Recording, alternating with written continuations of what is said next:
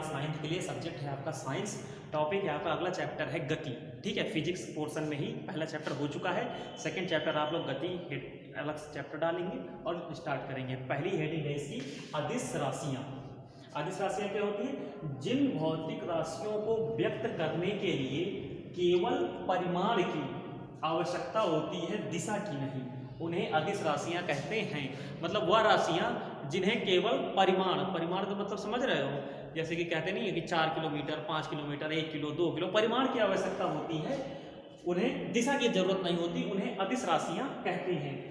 जैसे कि लंबाई बोले 3 सेंटीमीटर, इसमें कोई दिशा है किस तरफ? नहीं है। ठीक है, दूरी, समय, क्षेत्रफल आदि, ये हमारी अदिश राशियाँ हैं। सदिश राशियाँ क्या होती हैं? जिन भौतिक राशियों को व्यक्त करने के लिए परिमाण एवं दिशा दोनों की आवश्यकता होती है, उन्हें सदिश राशियां कहते हैं। ठीक है, अब अगली हेडिंग है आपकी गति। गति में लिखेंगे, यहां पे बच्चों ऐड कर लीजिए इसके एग्जाम्पल जैसे। ठीक है, यहां पे हम लिखेंगे सदिश राशियों के एग्जाम्पल। ठीक है, यहाँ पे हम आप लोग नोट कर लीजिएगा, जैसे कि नीचे यहाँ पर ध्यान देना एक चीज का कि सदिश राशियां लिखना एकदम, उन्हें सदिश राशियां कहते हैं। जैसे क्या लिखना है, कौन कौन सदिश राशियां हैं हम बोले दे रहे हैं, आप लोग लिख लीजिए। ठीक है, अपने आप फेयर में ये नोट कर लेंगे।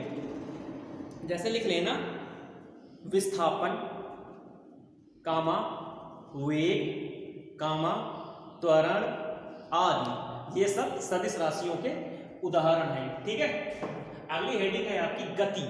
गति आप लोगों को पता है, ठीक है, फिर भी देख लो।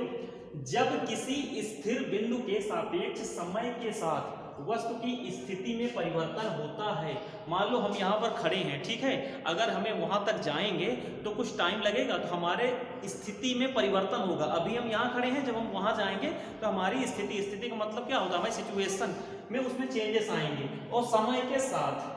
तो जब किसी स्थिर बिंदु के साथ सापेक्ष समय के साथ वस्तु की स्थिति में परिवर्तन होता है तो वस्तु की गति, वो तो वस्तु की अवस्था गति की अवस्था में कही जाती है, तो वस्तु गति की अवस्था में कही जाती है। ठीक है, अब आ जाएगा गति के प्रकार। गति कई प्रकार की होती है, इसमें से पहली हेडिंग है आपकी रेखीय गति। यदि कोई गतिमान वस्तु एक सीधी रेखा में चलती है, ठीक है, तो इसे रेखीय गति कहते हैं। जैसे कि चलती हुई कार, पेड़ पे जो फल लगता है, अगर वो टूट कर गिरे तो गिरते हुए क्या पेड़ से गिरता फल आदि इसके उदाहरण हैं। इसे अपनी कॉपी में नोट्स कर लीजिएगा।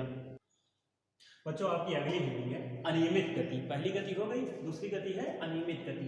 यदि कोई गतिमान वस्तु अपनी दिशा निरंतर बदलती रहती है, मतलब हम एक सीधी रेखा में या एक रास्ते में न जाए, अपनी दिशा बदलते रहे, तो यह गति वस्तु की अनियमित गति कहलाती है।